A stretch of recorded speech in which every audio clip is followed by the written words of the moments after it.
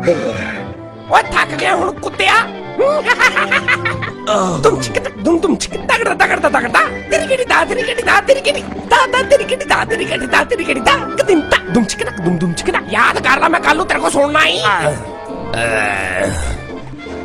ਓਏ ਕੌਣ ਲੱਖ ਦੀ ਲਾਣਤ ਤੇ ਦੌਰ ਫਿੱਟਣ।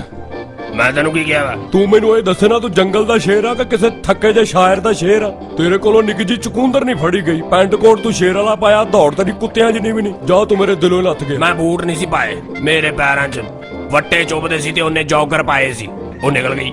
ਆਹੋ ਤੇ ਜਿੱਦਣ ਤੂੰ ਬੂਟ ਪਾ ਲਵੇਂ ਉਦੋਂ ਕਿਹੜਾ ਬਈ ਤੂੰ ਛਾਲ ਮਾਰ ਕੇ ਤੇ ਸਮਾਨਾਂ ਤੋਂ ਸੂਰਜ ਲਾ ਕੇ ਲੈ ਆਉਣਾ। ਦਰਅਸਲ ਮੇਰੇ ਤੇ ਹੁਣ ਉਹ ਜਵਾਨੀ ਨਹੀਂ ਰਹੀ, ਨਹੀਂ ਤੇ ਇਹੋ ਜੀਆਂ ਹਰਨਾਂ ਤੇ ਮੈਂ ਤੁਰ ਕੇ ਹੀ ਫੜ ਲੈਣਾ ਸਾਂ। ਉਹ ਘੱਟ ਛੱਡਿਆ ਕਰ ਮਰੇ। ਇੱਕ ਵਾਰੀ ਤੇ ਮੈਂ ਮਗਰਮੱਛ ਫੜ ਲਿਆ ਸੀ, ਨਾ ਉਹ ਹਿੱਲੇ ਤੇ ਨਾ ਮੈਂ।